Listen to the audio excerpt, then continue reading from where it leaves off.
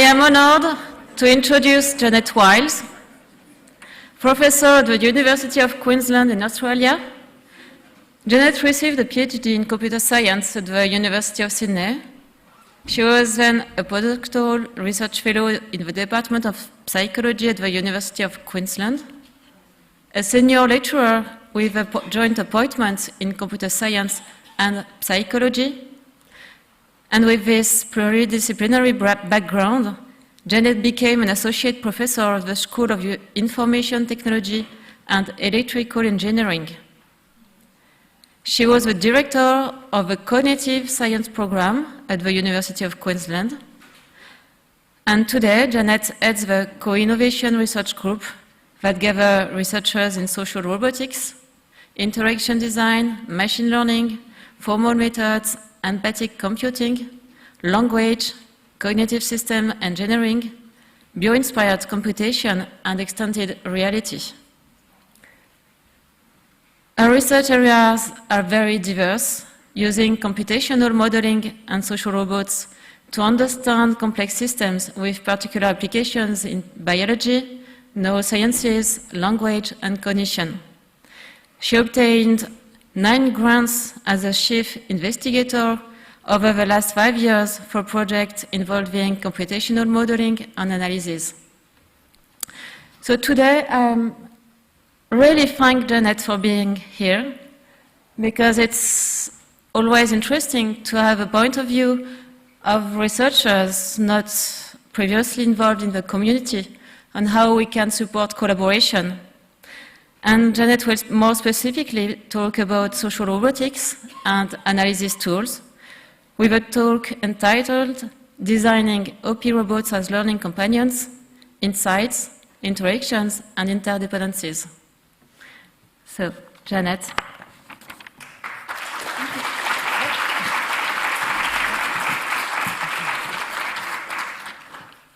Thank you, Elise. And thank you to Chris Lunt and the team and the committee for inviting me to come. It's a great pleasure to be here, and I've learned a huge amount already. So, what I'm going to be talking about, as Elise mentioned, my group develops a number of different things, but particularly language technologies with a social component. And I want to talk about our work designing social robots, but not just humanoid robots. So I'm going to start with some robots we used to study grounding in language, and then robots and children learning together. And in the third section of the talk, I'll talk about visualizations. We're particularly interested in conversation structure, and how do we visualize this, and how do we understand our visualizations? Okay, so the first question, I should introduce our robots first. Our group designs our own robots. We use a number of commercial robots as well, but in particular, the 2 that I'm going to be talking about today is the IRAT. So this is a bio-inspired robot, and you'll see a bit more about how it was developed and how we've used it in language studies. And the other one is a whole family of robots, all of whom have the same name, OPI, which is very confusing. It's the Opal Project. We started trying to give them new names, but everybody likes the name OPI. So OPI was developed around child-friendly robots, and I want to take you through the process of design, because as an engineer, it's quite an unusual one for our lab, and it's taken us to some unusual places. So the first question is, could a robot understand language? And I want to acknowledge particularly Scott Heath, Ruth Schultz, and the Lingo Droids team, who have been working on this question for more than 10 years now. We can ask, can a robot understand language? To an engineer, that's probably not the right question. It's really, what aspects of language could a robot understand, and could it demonstrate its understanding? And the demonstration is particularly important from an engineering perspective. Okay, so here we've got a couple of robots. They're looking at a dictionary. So could these robots say what they mean and mean what they say? These are 2 IRATs. The IRAT reading the dictionary, it could download it from the web.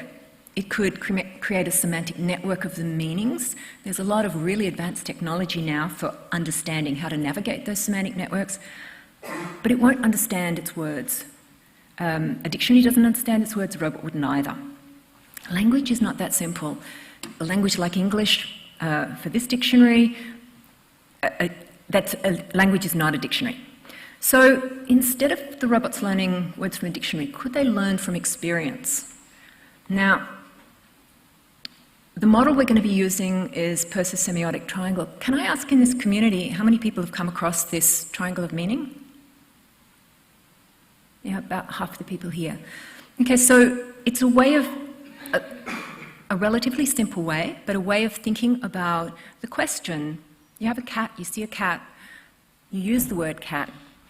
We talk about the grounded meaning. How does the individual or the community, because we're thinking about a whole community learning, understand what that grounded meaning is? So each of the individuals privately has experience of the cat. Different cats, seeing, touching, feeling, different experiences, individual experiences. Those can't be directly shared because they're private to their own sensory representations. But then they have the social experience of when they see a cat using the word cat. So this triangle of meaning is a nice way of thinking about grounded meaning for human understanding of words. Would this work for robots? Could robots share common ground with each other or with humans? And this is a project that we've worked on. So we started with a couple of robots, and instead of looking at cats, because our robots didn't have cat detectors, we looked at robots understanding place names. And why start with places? Well, space is actually at the heart of human cognition. And my group had worked on a variety of models for space based on the navigation system of mammals for several years. And so we already had mapping systems for the robots. So we used the navigational mapping systems based on hippocampus. And I'll show you a little bit about that. And then instead of using English place names or language, human language, we let them invent their own. And so within the language game community, Gifu, it's a two-syllable word, it doesn't really mean anything. The robots select their own syllables and they share them. So the idea is to keep the programmer, the experimenter, as much as possible out of the process. Okay. So the robots have private knowledge through their mapping systems. They can't share their maps directly with each other, the same as humans can't. They have social experience with the word Gifu in a given location. Okay, so we ran this in simulation and it works quite nicely. But there's a saying in engineering that in theory there's no difference between simulation and reality. In reality, there is. And I've heard a number of people say in this community that you can run things in the lab. That's not the same as running the same study in a real classroom. Real classrooms are a reality that is different. So I think this might also resonate with others. So we wanted to actually run it with real robots. And a test would be if the robots learn a language, learn some locations, and then they play go-to games. They say go to Gifu, and they both end up at the same location. We can say they have the same grounded meaning in real space. So it's a simple test, but it's one that we can ask of our robots. Okay, so what does this look like in practice? All right. You always have to have a video of robots if you give a robot talk, just to show they really are real. This is an arena that was created actually by the Science Communication Unit at my university because they wanted our videos to look better. So we call these robots who are doing language tasks lingo droids. First, they create their own maps by roaming through the world. Now, what I'm going to show you is a process sped up by a large factor of one robot creating a map. What you see in the top, your left-hand corner, is the video image, and you can see it sped up. The bottom one down here is the robot as it moves through this arena. top center, you're seeing it's part of the neural model of the system, and then you can actually see the map that the robot's creating. So there's a lot of subtleties in this. It's based on, it is bio-inspired algorithm, and what you see on the right is some of the insights into the neural components. So these were large multidisciplinary collaborations. What came out of it was a system called RATSLAM, which is a rat-inspired mapping system that engineers at my university were developing, and we wanted to repurpose this for our language studies. So what we've got is two robots. They each create their own private maps. The robots are pretty identical, but one of the wheel slips a bit more, the other one, the camera's a bit better. You know, they have slightly different capacities. Okay, so the mapping itself, they start at a given location, and I'm going to give you the cartoon version of what was a very big study. Okay, they start by saying, where are we? And they go to different locations, and at each location they name where they are. So you end up with toponyms or place names, and you end up with a toponymic lexicon. Here we show 3 of them.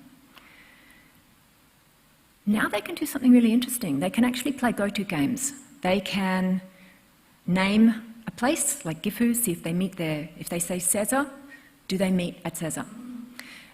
It turns out in practice, because this is the engineer's question, does it actually work in practice? It works about 70% of the time. When it doesn't work, it's because one robot blocks the access for the other robots. The other robot can't actually get to where it is. But 70% for real robotic studies like this is considered a success. Now, there's something else you can do with this. The robots can start to look at relational terms. So they have a grounded meaning for each of the place names. But you can start to ask, how far is it? How far is it from Gifu to Piso? And then they can name that distance. So they can end up with a distance lexicon, which is relational. And they can do what direction? So they can get direction lexicons. So they've got not just locations, but also relations. And then they can do something really interesting. They can say, where is that? And talk about places they've never been. They can talk about places that are actually outside the arena, that they can't even get to. We had one case where Schultz was doing a study, and the robots, we were using larger robots for this around the office, named a place that they wanted to go to that was actually outside but through a door. They opened the door and the robots navigated to actually meet at a place that neither of them had been to before. So Kith is interesting because it's a place that doesn't exist in their physical world. There's 2 things they can do. They can actually use this as a reference point and go further out. So they can end up, what we would say is tiling the infinite plane of these places. And as they go further out, they can create longer distances and create directions for those as well. Or they can actually use it to project back into the arena. So they can actually use a reference point that they haven't been to and come back and meet at a place in the world. Okay. So we're interested in space. We're also interested in time. And the interesting thing is you can actually extend this whole methodology. And Scott Heath did a study around what time is it? And then you can start to play space-time, meet at a given location at a given time. Okay.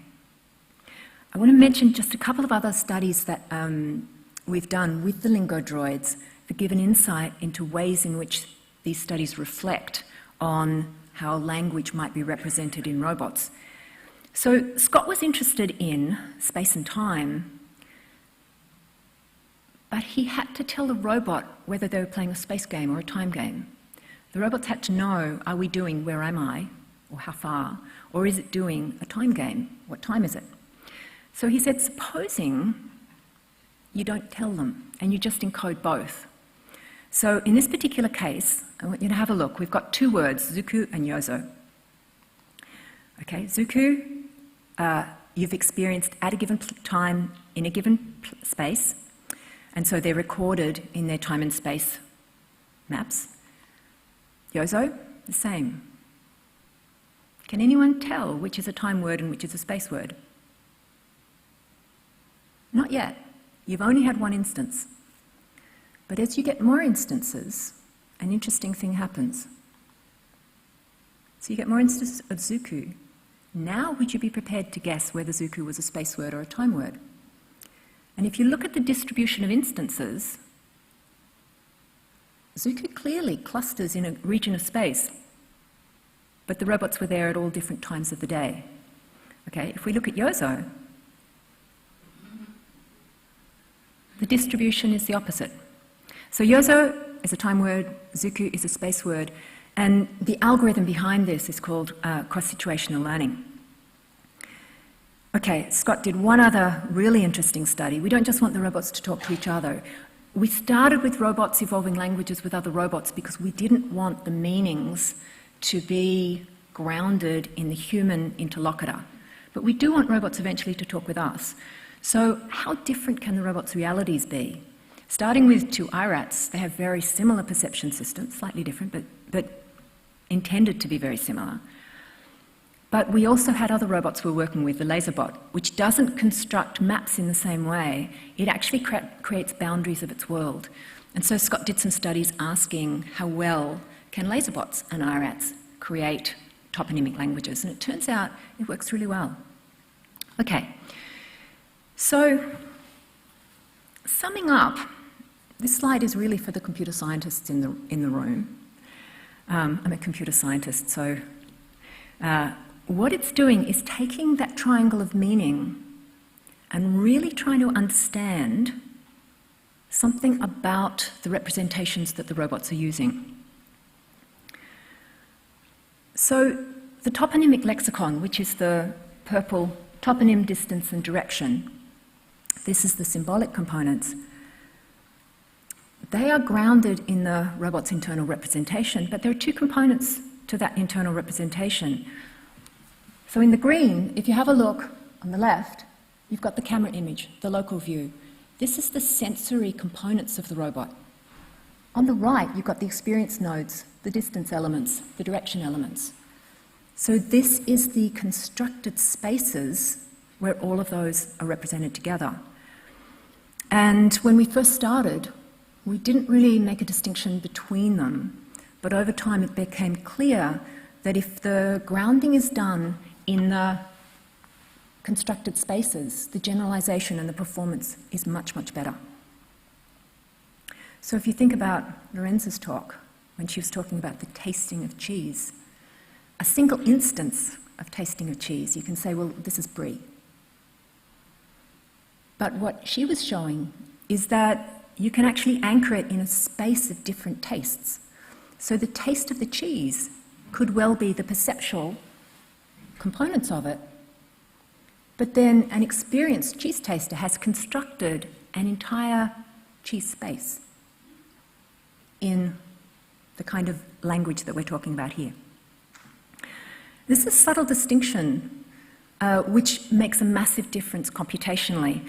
It's much easier to build models where you ground the symbols in the sensory spaces, but if you have these constructed spaces, which is only another 10 years of work to construct them, you can do quite powerful things very, very fast. So this is one-shot learning, which is interesting. This is a cartoon that a lot of computer scientists use when we do interdisciplinary collaborations. So I don't know if you can read it, but the boss is saying, you know, when a user takes a photo, the app should check whether they're in a national park. Sure, easy. GIS lookup. Give me a couple of hours, I'll get that done. And check whether the photo's of a bird. And she says, oh, I'll need a research team in 5 years. In computer science, it's just really hard to explain the difference between the easy and the virtually impossible. And actually, it turns out this cartoon is more than 5 years old. And now she would say, oh yeah, okay, I can do reverse map lookup on Google. So 5 years later, something that was virtually impossible has become possible. All right, so insights from the LingoDroid studies. The robots, in this particular case, are embodied and inactive. I'm not sure if I'm using the terms in exactly the way the community would use them. The insights that to us as computer scientists and engineers were that the words were not grounded in the direct perceptions, but in the integrated navigation system. So each word has meaning as part of a wider network, and in a sense that means the grounded meanings themselves are extended and really can't be that extension is an intrinsic part of the way grounded meaning works. The other thing that was a little bit surprising to us was that common ground depends on a shared culture. The understanding the activity that the robots are engaged in, which game they're playing, is really a assigned culture. And the activities themselves give very different robots the ability to use a shared lexicon, which we thought was a major difference from what we were expecting. We're expecting the robots to need to have similar perceptual systems, but that's not the case. They need to be actively working on the same cultural activity. Once they know that, the language and grounding works. So I would say the activities that involve common ground are intrinsically embedded within the culture.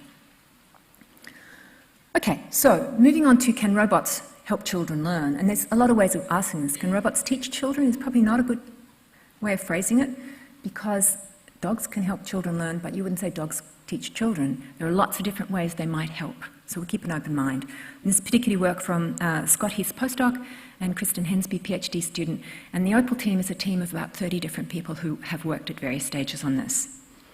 So we were using Now robots and other robots. This is Dan Angus and his daughter Eleanor, who's absolutely fascinated by the robot. The question is this robot going to be useful for Eleanor in school? And if so, in what way? We're particularly interested in microgrouping timing and social timing. So turn-taking between speakers can have as brief a time as 200 milliseconds. Now, with the Now robots, there were some really interesting interactions that could be programmed. So pat the Now on the head and the robot would giggle. It's a really lovely thing for a little kid.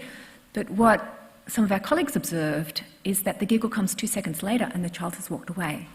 So the actual interaction timing matters. So we're interested in that 200 milliseconds. Now it turns out in human cognition, it can take us 700 milliseconds to work out what someone's just said, and yet we're responding way before we've totally parsed the previous sentence. So there are some interesting disconnects between how you act in real time and the amount of time it takes to process. And it turns out with robots, when you have an extension of the robot from the physical embodied robot to a server and back, it depends a lot how far the server is. If you're on the same continent, so within, say, North America, the delay might be 30 milliseconds. That's close enough that it won't disturb the interaction. But if you're in Singapore and the server's in North America, the delay will be something like 250 milliseconds. So already you've got delays built in that mean the extended brain of the robot into the web depends a lot on things as basic as server locations. Okay, so timing. When we started thinking about social robotics, we assumed, as many of our colleagues in engineering did, that the social is based around the cognitive. So cognitive moments would be 1 to 2 seconds. Social interactions would typically be slower than that. But if you look into the actual brain dynamics, the kind of rhythms we have in the brain span all different scales, from very, very fast through to very slow in a log scale. This is a graph from Bujaki. And what we discovered is that building robots that have 100 to 200 millisecond responses, we have to rethink everything from how the robots perceive their senses to how they act, and being able to act even when they're totally uncertain about what's happening, what's just happening, what's about to happen. So there's a lot of estimate required. So from a series of preliminary studies, the first thing a roboticist is concerned about when you talk about social robots is safety. safety of the child, safety of the robot. Any time a robot is within your personal space and can move in real time, there is potential danger. And so this is absolutely critical. A robot that is humanoid shape, one of the first things that my engineers would look at is they'd say, is that going to fall over? And it turns out they can, and they do. So safety is number one. Number two is social moments that we're interested in are very fast. We're looking at 200 milliseconds. We have to rethink a lot of our timing, our responses. If we want the robot to be safe, it can't move at the speed that a human moves because that's actually intrinsically dangerous. So we need other ways of reacting. It's also pretty clear that robots are good at entertainment. They grab children's attention. They can motivate programming classes. STEM teachers often like them. And also that across the community as a whole, robots are sometimes useful and sometimes not. And so we're particularly interested in understanding when is a robot useful as a learning technology, not just as an entertainment technology. Okay, so this is how the Opal project was born, out of an understanding of the Lingo droids' work and work with other robots. We brought together a project team, multidisciplinary project team, so our co-innovation group, plus roboticists, interaction designers. The designers actually ran our very first workshop, which was transformational for our group. Teachers, psychologists, the Early Cognitive Development Centre at UQ. And we thought our task was pretty straightforward: design a social robot for studies comparing how children learn from standalone tablets compared to a social being. Does the social being make a difference? So what we had assumed was we would do a feasibility study, work out the design, get the engineering requirements. So we started a requirements analysis, build a robot, estimated to take us about 9 months, send it over to the psych department. They would test it with kids. They'd tell us what things worked, what things didn't, what they wanted changed. We'd do a second version and the robot would be done. Now, anyone who understands interaction design is laughing quietly at our naivety at this point. Within 3 hours of that very first workshop, the designers had convinced us that waiting 9 months to see how a child reacts to a robot is probably not a sensible thing. So we started a process of trying to design a robot as rapidly as possible. How quickly could we get a robot in front of children? And so we did all the things that interaction designers do, a lot of meetings. Within 2 weeks, Jason here, who's a PhD student in the school, just came along because he's interested, had got a couple of Android tablets. We were using the robot operating system for our previous robots, so Scott programmed that. And what Jason had done is thrown together a couple of games in Unity and some eyes so the robot could respond rapidly. Okay, so it starts off as just a frame with a couple of tablets on it. There was a lot of discussion. We wanted children to be able to touch it, so we started working on touch sensors. The touch sensors ended up having gloves covering them. And a whole variety of different studies. Within 2 weeks and 3 days, Kristen was testing them with children in ECDC, and then we were having discussions trying to understand her findings, what was going on, what worked and what didn't. So it turned out we had 5 different major models and 17 minor versions over the next 3 months. We did a whole lot of different design, everything from, you can see here, Play-Doh, through to traditional modelling. And after 3 versions, we actually had a version that we could use to do language studies. So this is Kristen and Scott's first study of a Lingo droid, where it's a colour study between a child and a robot. Okay, so this is actually in the lab. These are children who've come in to do other studies, and at the end, they're asked, do you want to play with the robot? If the parents and the children say yes, and I think we had about 100% success rate from the children, they would get to play with a robot. In some of these, it was actually a colour game that they played. So here's the form of the colour game. We're not having the robot teach the child. Something that is turning out as one of the findings in the field is children do better when they teach the robot rather than the robot teach them. So in this particular case, the child is going to teach the robot. So Opie says, "Hello, it's nice to meet you," and puts up a colour patch on the tummy tablet. "Can you name this colour?" And the child will say, "Purple," or whatever their favourite colour is that day. Mostly they'll name the colour. And then Opie puts up a second patch. "Can you name the new colour?" In this case, dark blue. And then, "Do you think these colours are the same?" Sometimes the child says yes, sometimes no. In this particular case, no. "What's different about these?" And if the two colours are relatively similar, but one's lighter and one's darker, the child often says one's lighter or one's darker. "Thank you. Thank you, everyone. You've been a great help." And that's the end of that particular trial. So what Scott did is use the same lingodroid structure to look at how the robots might build colour maps from the teachings of the children. So here we've got child and robot, and instead of "where are we," we've got "name this colour." So in this case, child is naming the colour purple, and the robot, in its colour space, places a dot that says, "Okay, the name for this particular region in space is purple." You get a second instance, a third instance. They might be similar purples, different purples, darker or lighter. And then there might be a different colour, instances of different colours like blue. And then when there are two there, and the child says what the difference is, they might say this one's lighter. What that ends up being is a direction within the intensity space of the robots. So the robots have created these colour spaces, or they have these colour spaces, and they can begin to look at grounding of individual terms, but also grounding of relational terms in colour space. Okay, so a couple of interesting things. The children didn't discriminate between which one was lighter and darker, so lighter and darker go both directions in the lingodroid's words here.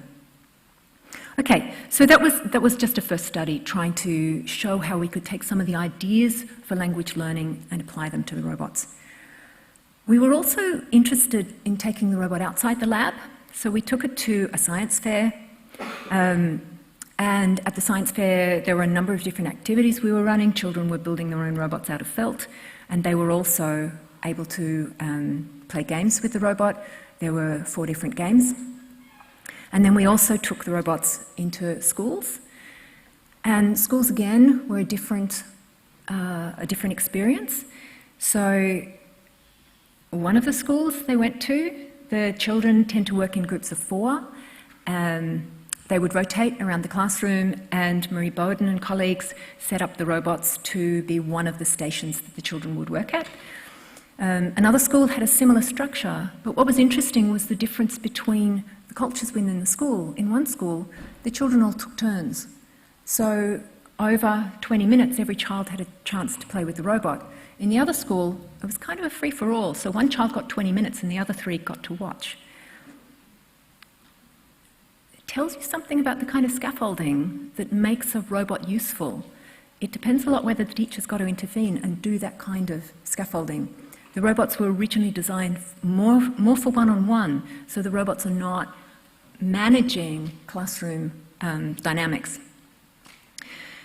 In parallel with these studies, we were also doing a lot of the engineering work, looking at, this is a particular study that 3 students did, feature extraction from touch data. I'm not going to go through it all, but it was a really elegant way of looking at the raw traces from the inertial measurement units in the hands. How do you pull out the tap, the stroke, the handshake, different kinds of patterns that a child would be, telltale patterns that you might be able to analyse, so what the child is doing, and then different kinds of visualisations to show whether machine learning, if we had enough of these instances, would be able to separate it.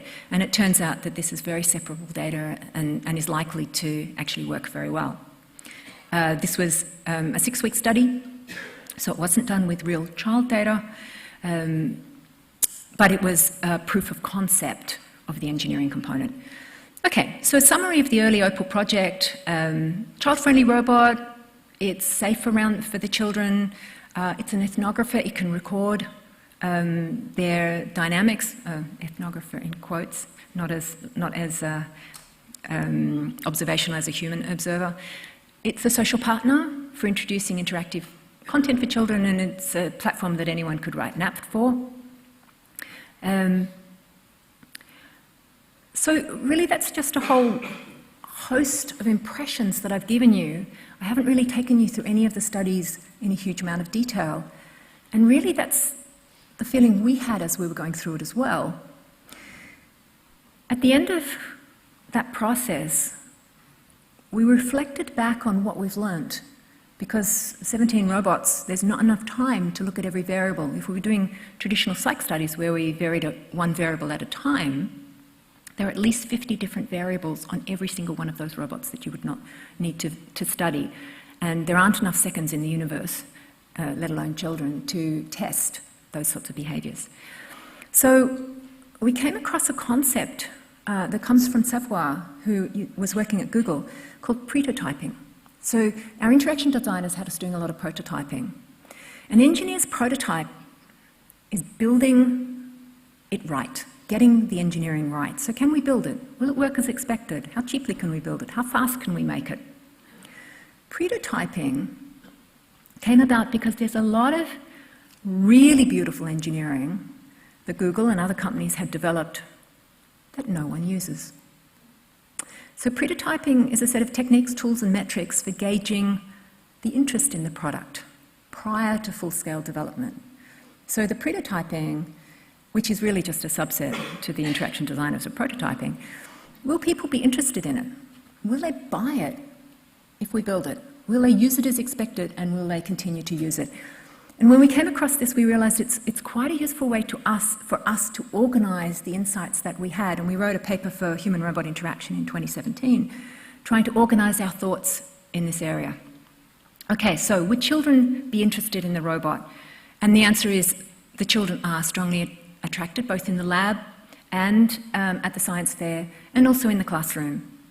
Most children played through all 4 possible games. Some of the children we're asking their parents to stay on when the parents are saying, time to go, time to go. Would they buy it? Children don't have the capability of buying it. So it's really the gatekeepers. This will be the carers and the teachers. They were all enthusiastic about it. Now, these are people who have signed up for studies or invited roboticists into their classroom, so you might expect there might be some enthusiasm there. But the people who are buying it are also the researchers in psychology. And so the key concerns of the researchers were often around ethics, data collection, storage, particularly around things like data collection. And any time you put anything on the internet, there are huge cybersecurity concerns. So a lot of our questions were around how we deal with data. Question 3 was, will they use it as expected? Now, Opie's hands had touch sensors, and we had that beautiful data that suggested we'd probably be able to analyse that. But in the lab, the children really didn't touch the robot much at all. At the science fair, Opie was touched on its hands, its arms, its torso. Children would hang off the frame, they'd peel back the black cloth, which was really just covering the frame, inspect it for a bit, have a look, then they'd put the cloth carefully back, and then they'd hold the frame on the outside of the cloth. The other thing that we learned that was really interesting is whenever you collect data, whenever an ethnodroid collects data, there's a data deluge.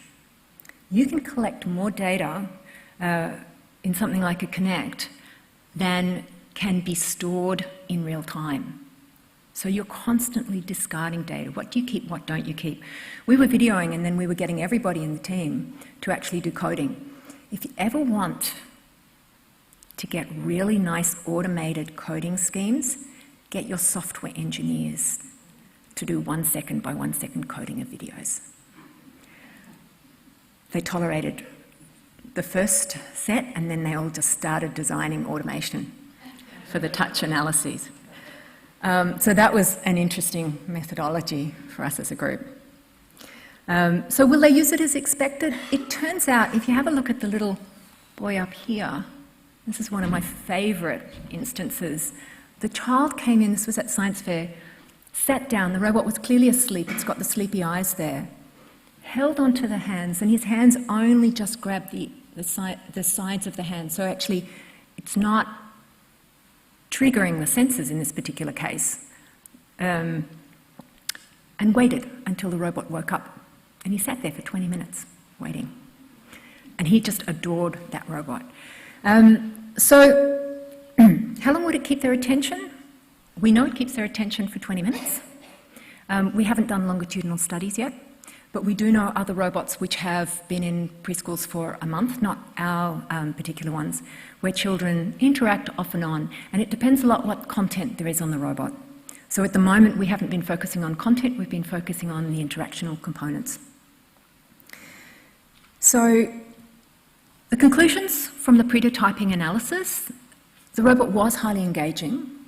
The social interactions were structured by the settings, the parents, there was always a facilitator present, Wizard of Oz, because we were prototyping, we didn't have turn-taking worked out, so that was done by a wizard who was actually controlling when the robot would respond, and the robot's autonomous communication as well, and the timing of that. In other studies, and I just want to mention two more that we've done with our robots. One is going really physical. The thing we always wanted to do was have a child be able to be physical with the robot, so we're designing a high-five robot. So this is a couple of children doing high fives, and Jonathan Duftafoa and a team presented this work at IROS, International Robotics Conference, last year. There were some really interesting studies, interesting observations about how children interacted. They loved to high-five, but they invented all sorts of other ways of moving around the robot or snuggling into the arm when it was trying to raise itself to do a high-five, and it would end up patting the child on the back as it worked backwards and forwards. All the motors here, I should say, are back-drivable. These are pool noodle arms, so they're very flexible. A child can cannon into it. It's not like running into a wall. It's very soft in that sense. Okay. The last robot study I want to mention is a social robot co-design collaboration that we've done with Nuka Language Centre. So some of the Language Centre workers had been visiting UQ, and people from the Language Centre often come and visit us. So they came down, they saw Opie. And Angelina Joshua, who's there in blue, is a Maro woman, and she teaches Maro to the children at the Language Centre, and she had met the guy you can't quite see in green at the back there, Gautier, who was a postdoc on the project, at a workshop in Darwin. And they decided they wanted to do something together around social technologies, possibly robots. And when they visited the lab, Angelina AJ said, "Oh, bring Opie to Nuka." This is only 3,000 kilometres from where Opie was at the time. This road shows you the road to Nuka. This is after you've flown into Darwin. There's only another 9 hours drive to get there. So the host for this was the Nuka Language Centre, which is a wholly Indigenous owned language centre in Nuka. And the interesting thing here is that there's a temptation to think the robot can teach language. And actually, if you know anything about how language teaching is done, particularly in communities, clearly that's entirely on the wrong track.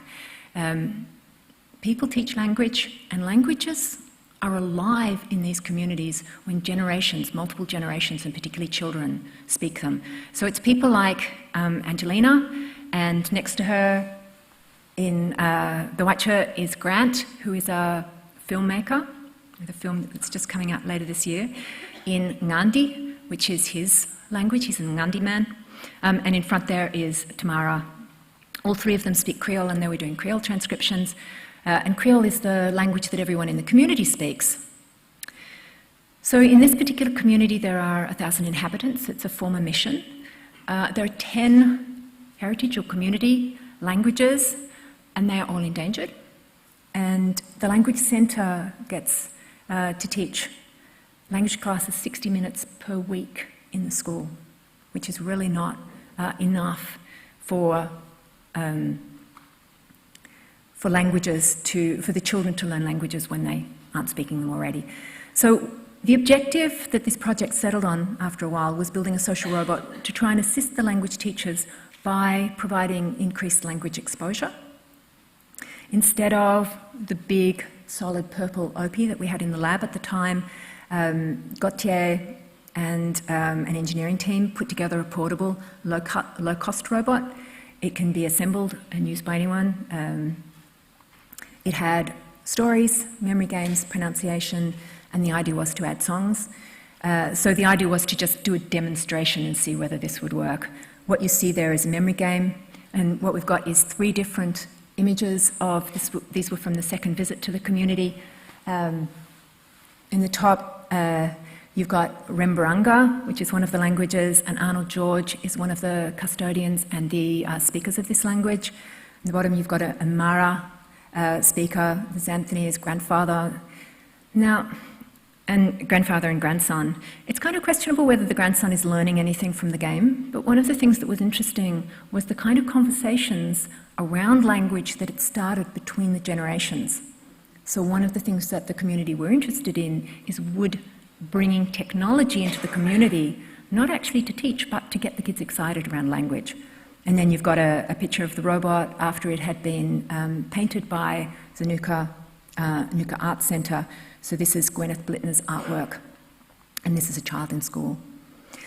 This project is still ongoing. What we really learnt from this is that it's important that the robot be customisable by the community. It's got to be owned by the community. It really has to be a co-design project, but it also has to have a lot more content than as engineers we were able to produce. And you can't expect the Language Centre, which is flat out teaching languages, to produce that content. So at the moment we're looking into ways in which tools might help produce language content much quicker.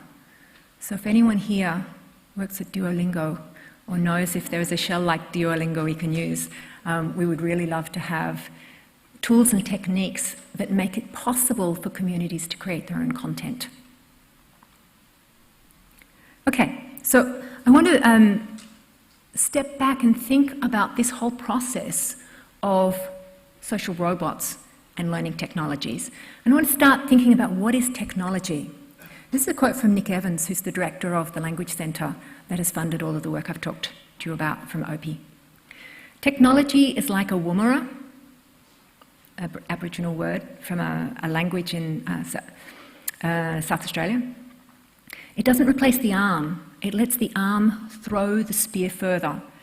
Okay, so here we've got someone throwing a spear, and they have a wooden stick, piece of wood. These are often beautifully carved. They're kind of Swiss Army knives in the sense that they have a lot of different functions. You can use them for lighting fire and chopping wood, but they have a notch in one end that you fit the spear into, and if it's beautifully designed, it gives a phenomenal force that lets the spear thrower throw further. Turns out there's probably something like the woomera for every community who threw spears, not just around Australia, but around the world as well. So I think of this as a functional view. It helps us understand, is the technology we're designing helping the person it's being used by to actually do their job better? It doesn't replace the arm. It doesn't replace the spear thrower. It doesn't replace the spear. It's helping the person to do what they're doing. So I want to give you a couple of other perspectives on what is technology. So the design view, we started our design process with a traditional, brilliant idea, lots of thinking, get your requirements, key insight, and then you start coding. Technology design in theory and practice. Design and practice, this one on the right there is called the Design Squiggle by Damien Newman. It's a very famous squiggle. It actually starts from the left, where you really don't know what you're doing, and you're discovering what the process is, you're trying to understand the phenomena that you're working through. Uncertain, then over time you begin to explore the uncertainty, patterns, insights. You end up with a concept, clarity and focus, and then you end up with design. And we felt this really helped us conceptualize where we thought we were going and what we actually found in practice. This also is useful to think about technology, and also to think, if you are working with someone and you're a teacher on the front line or you are an educational researcher, where are the technology designers? Have they already gone through the research stage and they have a strong concept? Are they already at the design and they know what they want? Because it can take 17 different versions just to get to a point where you've got your concept right. So it depends a lot where your collaborators are, whether the kind of collaboration and the expectations you have for timeframes are going to pay out well. Okay, as an engineer, both of these don't really tell me what technology is. So I've been reading over the past couple of years of Brian Arthur, who is an economist, a complex systems researcher with a very strong engineering background, and he's written this book, The Nature of Technology. I've called this the engineering view. He doesn't call it an engineering view. He just says this is, the nature of technology. And he's looking at how technology evolves over centuries, over decades. So he's not looking at individual technologies, but I think this is an interesting one for us as a learning community. So he would say each technology harnesses a natural phenomena. So the woomera is a way of harnessing the phenomena that if a person has additional leverage, the spear will go further. The natural phenomena is leverage gives you more power. And the woomera is the technology that harnesses that. Technology also combines and repurposes existing parts and modules, so it's always embedded in other technology. But that's not enough. Brian Arthur says there's a lot of technology that is mentored. There's nothing wrong with the technology. It harnesses natural phenomena really well. It combines and repurposes. But you need crafts of practice for it to be useful. And that can actually take decades. So you can have a robot that in 20 years' time might be really useful. But the teachers need the crafts of practice, which might be things like ways of developing and sharing material, curriculum material, that just haven't been created yet. So it's not to do with the technology itself, but the craft of practice.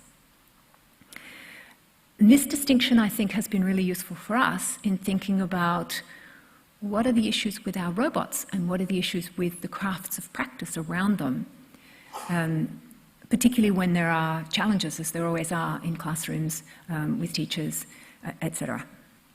Okay, so the other thing I want to say from Brian Arthur is that the value of a technology lies not merely in what can be done with it, but also in what future possibilities it will lead to.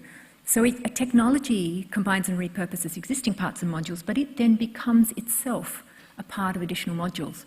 So if your social robot doesn't become just a small module in a teacher's repertoire of tools, in a sense, it has failed the generalization test, the test of further possibilities.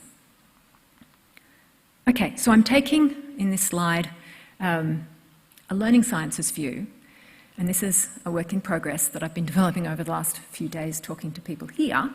What is learning technology as opposed to what is technology? Because a lot of people think, oh, we can describe the social robot in terms of its ability to monitor emotions, its vision system. But what is learning technology? I'm putting should here because I think this is something for the community to consider. But I think each learning technology should harness what we would consider to be natural learning phenomena. So the kind of learning phenomena we might think about are things like, we know that time on task improves learning. Arousal tends to improve learning. Too much arousal disrupts learning. Attention, motivation, these are things that improve learning. Second of Arthur's points would be each learning technology should combine and repurpose existing parts and modules. So it's got to fit with the curriculum and the classrooms as they exist. Or it's got to enable them to evolve in a reasonable way that doesn't disrupt for the teachers. And the third point is that it's going to require crafts of practice to be useful. So I thought I'd finish this section just by saying, I'd share a craft of practice that we use now in thinking about our robot work. This originally came from Geraldine Fitzpatrick's blog on changing academic life. And it's from someone who's teaching software engineering. And if you ask the students, what are you doing? Or you just help them, they don't know nearly as much as if you ask them these three questions. What are you doing? Why are you doing it? And is it helping? And it's really interesting from a programming perspective that this gets a reflective process going, and this is done dynamically between tutors and students. And we've started asking this around our robots, particularly within things like the Language Centre.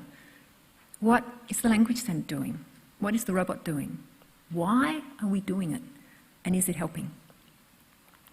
Okay, so in the last 8 minutes, visualization tools for analysing conversations, and this is work with long-term colleagues Dan Angus, who was originally a postdoc, now colleague, Andrew Smith, and Lydia Byrne, who's just finished her PhD student.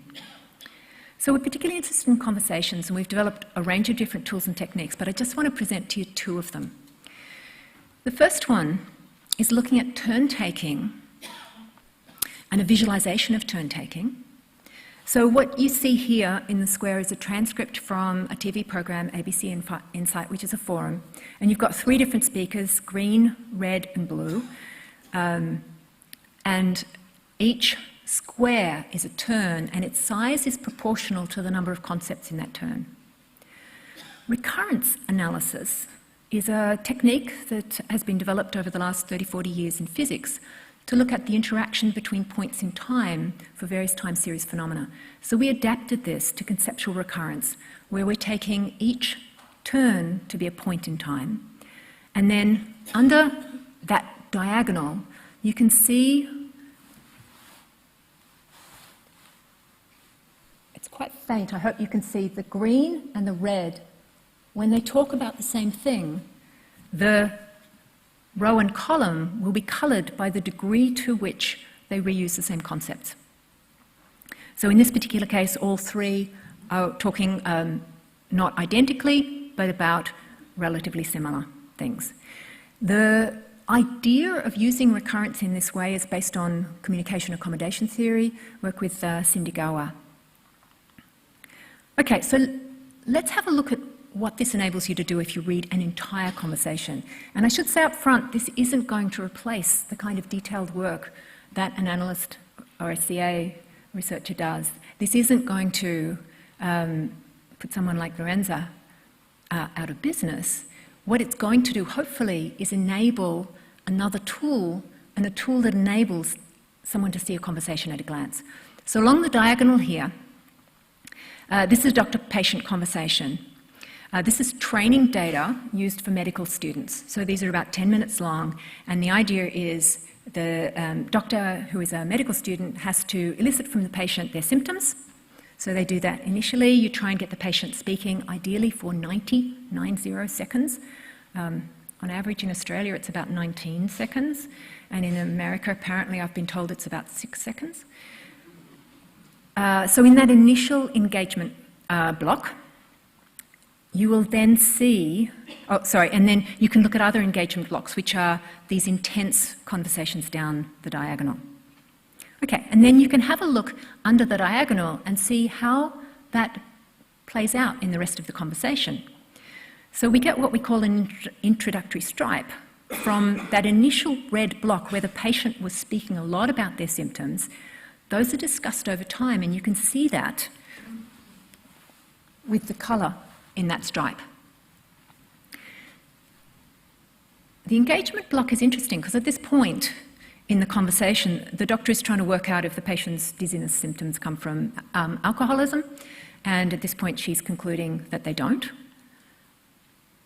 And it's something that is quite hard to see when you inspect text, is the white space that you see here. So that intense engagement block is actually a way of closing off part of the conversation, and then you can see where, if at all, it's raised in the later conversation. And from there, she goes on to investigate the patient's symptoms in this case are due to painting, spray painting in a closed environment. And then right at the end, there's a summary stripe from the doctor. You can see the large blue square where she's summarising, and she's picking up on the thread of the conversation. So this is kind of an ideal training for students, for medical students. So this is data courtesy of our colleagues at Queensland Health. Okay, so I've trained you in how to read a visualisation. Now let's look at a real one. This is one from Bernadette Watson, a real doctor-patient conversation. You can't actually see much of this, but we've blown up one section. The doctor is in blue. You can read down the diagonal by the size of the square, how much the doctor's talking, how much the patient's talking. You can't actually read the text from here, but you can zoom in and have a look. And you can have a look at what we call the blue checkerboard. What is happening here?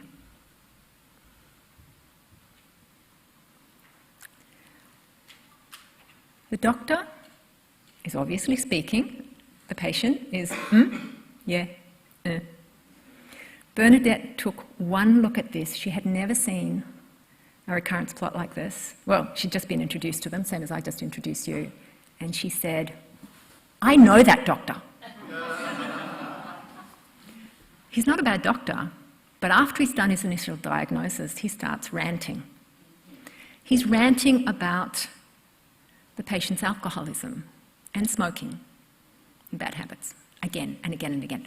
So the checkerboard is really interesting. You can, once you can read these plots, you can see some of these features at a glance. And we got interested in trying to quantify features in conversations from these sorts of patterns.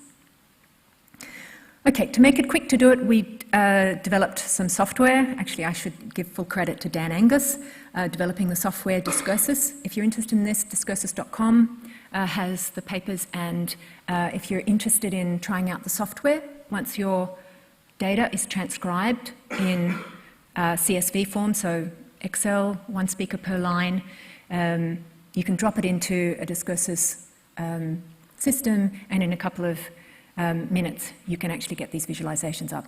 And then it takes a little while to explore, what it can tell you.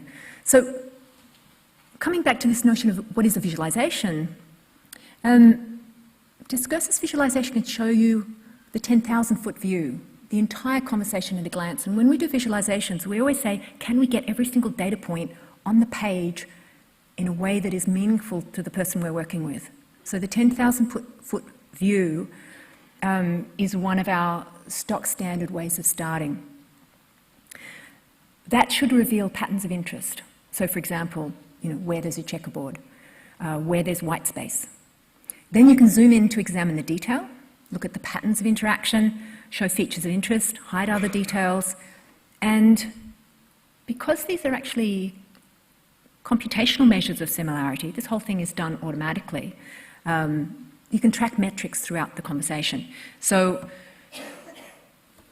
the process here, the software you give it the transcription, it builds a concept model, does concept tagging, calculates the utterance similarity. So for those of you who are working in the space, it's like a cosine similarity metric between these high-dimensional vectors, and then does the visual analysis and presents the metrics. It gives you the discursus plots showing turn-taking and line graphs tracking, where people are repeating with a number of different metrics. So the metrics we're interested in, there's a whole series of them. Chris and I were talking about this slide earlier. The equations are small so that people don't immediately go to sleep. There are equations underneath all of this. The aim is to develop methods that reveal structure, information content, and interspeaker relationships. We have fundamental primitives, which are tied to this cat theory, and then we can build metrics around this, saying who leads a conversation, so who introduces a new topic, by combining a white horizontal stripe with a coloured vertical stripe. You can begin to see where topics are introduced. Are responses on topic or not? And then the idea is that this is typically used by analysts rather than conversational participants. You can build speaker profiles. We've worked with groups who are looking at adult-child conversations for children living with high-functioning autism. interaction in interviews, 100 interviews that Dan just batch processed, and we looked at the different styles of interview dynamics. And then so a lot of the work we've been doing is people living with dementia and the kind of conversations that can support people, particularly at home. And so looking at training programs that my colleague Helen Chenery and her team had developed, and looking at how that works with, I can see that I should be finishing. So trying to look at how well care staff can learn. And then our most recent one is trying to understand from the baseline metrics, can we build person to person, group to group, so pyramid metrics, more complex metrics, and this has just been published last year. There's more work on how we analyse speech and pause codes. I'm going to skip over those. We have some really interesting work on visualisation, but the craft of practice that I guess I'll leave you with here is, what would you really want to know from your data? And this is not a question for the analyst, the visualisation expert. This is a question for the expert to ask the user. And we've found this to be incredibly powerful. So thinking about crafts of practice. We can discuss social robots as learning technologies, embodied, enacted, extended and embedded, and maybe that'll go into question time. And I have to say that this work has been done with a number of collaborations, a lot of different social technologies teams, Lingodroids, Opal, we have chatbots as well, and the Discursus team. And I think I will leave it there.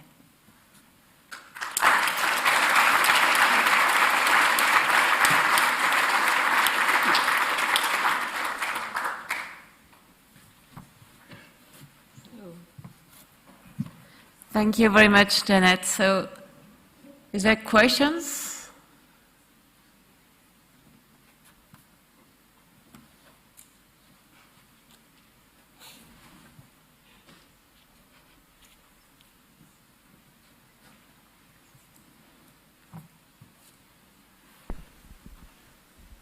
Thank you. I thought that was really fascinating. In the spirit of technology opening new future possibilities, I'm curious if you could, because I think the work that you've brought into this community offers a number of provocations forward for our work also. And to put topic 3 and topic 1 in conversation with each other, I'm curious if you could reflect on where future work might go with robots learning conceptual change, learning new games. And you started to talk about sort of time and space games, but as we start to think about human natural language, the number of dimensions semantically that we have in our games is probably more like tens of thousands, or thousands rather than 2 or 3. Where do you see that going?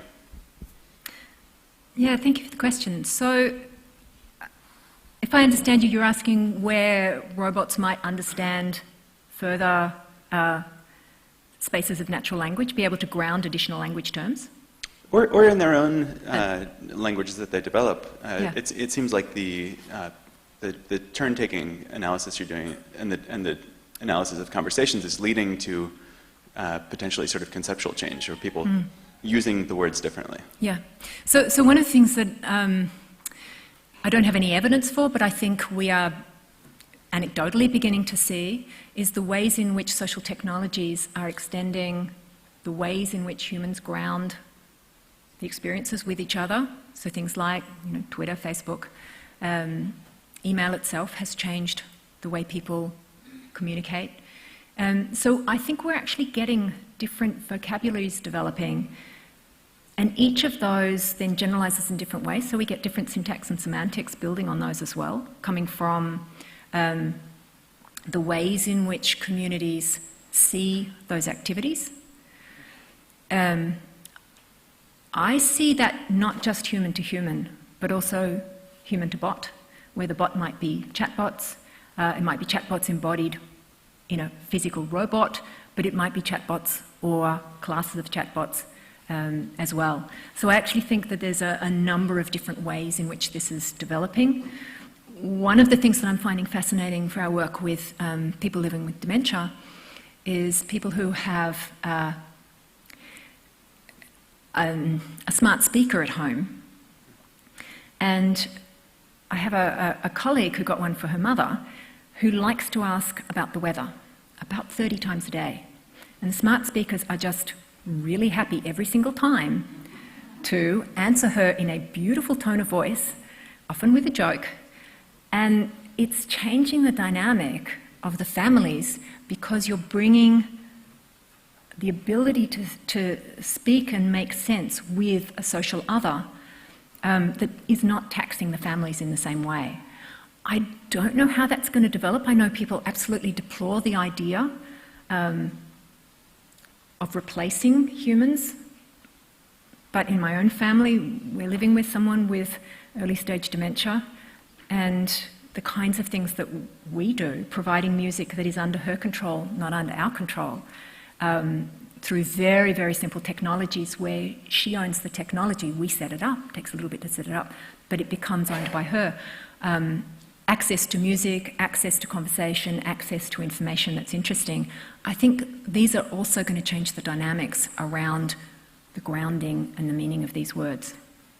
Thank you.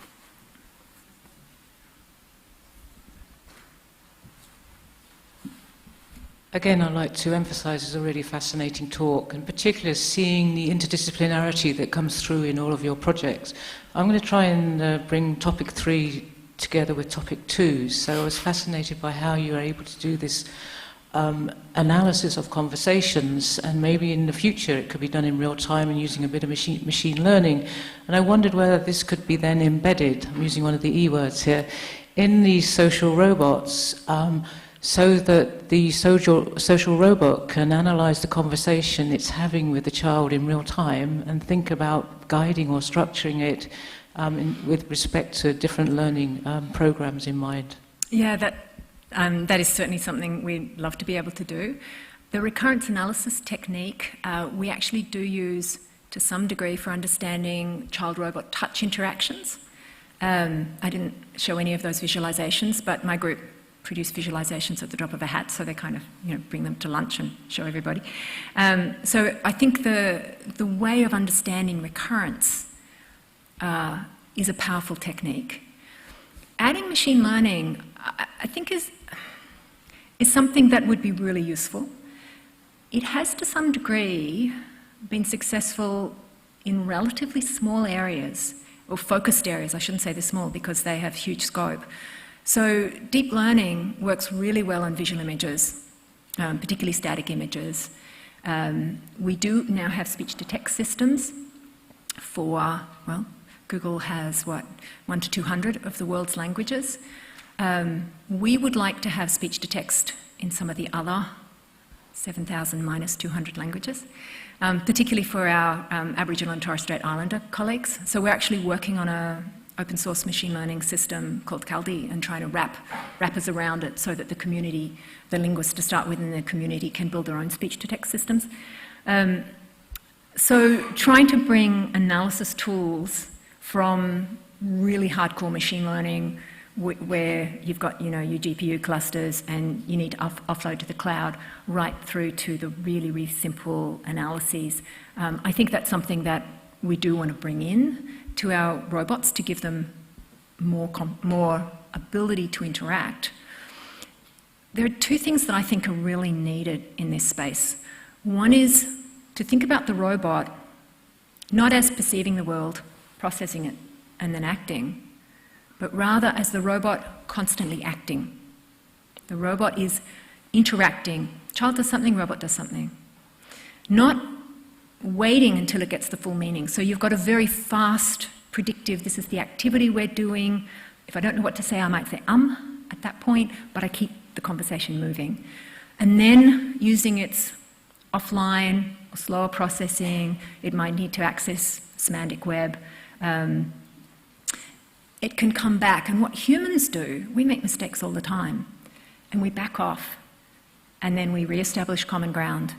Something we've noticed for people interacting with our robots is they expect if the robot speaks, it will understand about establishing common ground and then moving on.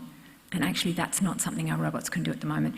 So yes, I think it would be great to use things like, the discursus recurrence analysis, but I actually think we've got fundamental cognitive architecture issues around things like how does a robot know when they've established common ground?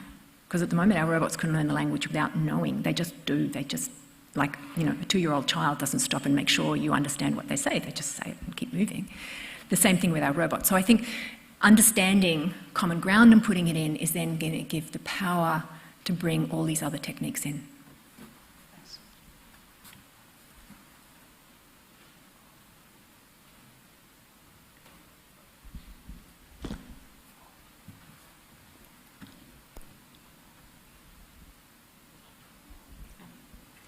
So thanks for the really interesting talk, very inspiring, especially for someone who, like me, I don't know much about robotics. This gave me a really, really engaging talk for me. So I just want to say, because of the conversation, oftentimes does not always fall so fluently, like responding to the information in the immediate previous turn. Sometimes actually, you can backtrack. So doesn't that mean that the conversation graph need to take care of not only the overlap between the two turns next to each other, but also could be don't have much overlap with the previous turn, but also have something before. That's just a short question. Do you have a quick answer to that? So actually, if you look at the way the recurrence plot is constructed,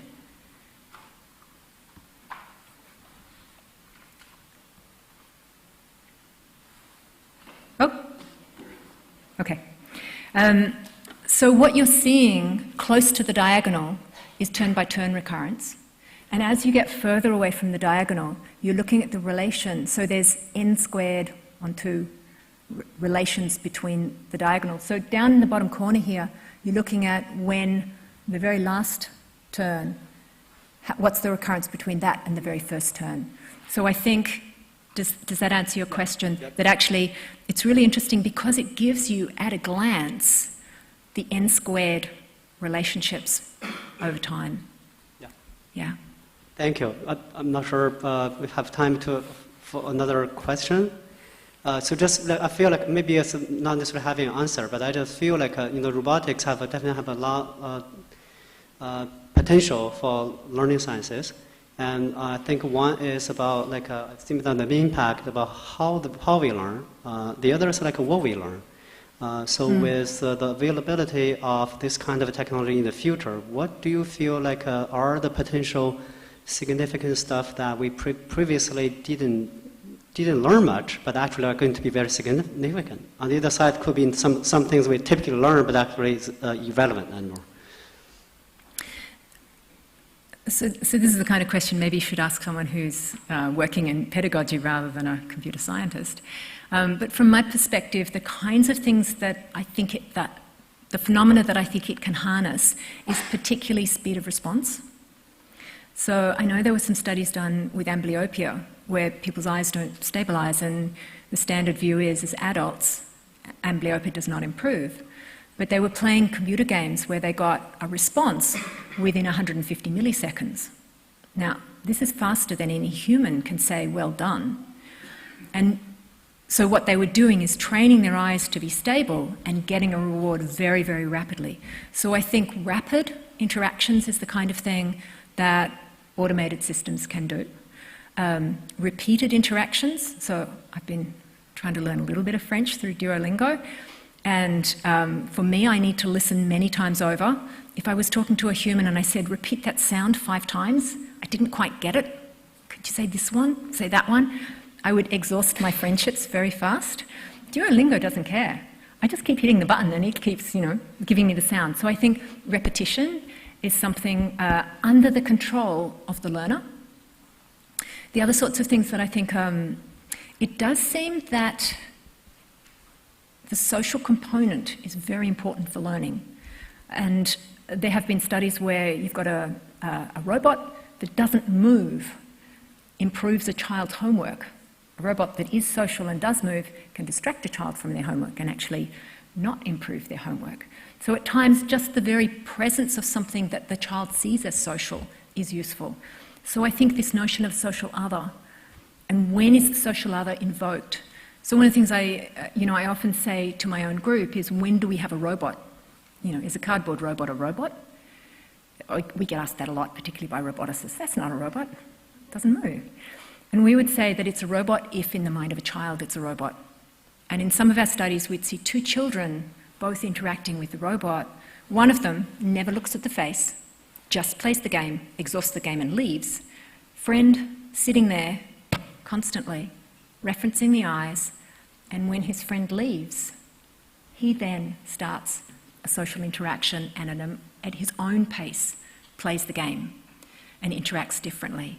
So I think the social dynamic of social others and their roles in giving the child control and control over either learning themselves or teaching the robot is something that's potentially very powerful.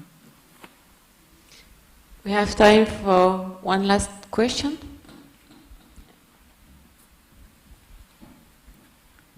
Thank you so much. One of the things I want to thank you for is for explicitly acknowledging but incorporating disciplinary perspectives, which are often at odds at other conferences. It's nice to feel like everybody's getting along here. And I also wanted to specifically thank you for incorporating in your work studying people interacting with robots and forming common ground who are not necessarily your typical lab subjects. So, people with Alzheimer's, people with autism, children.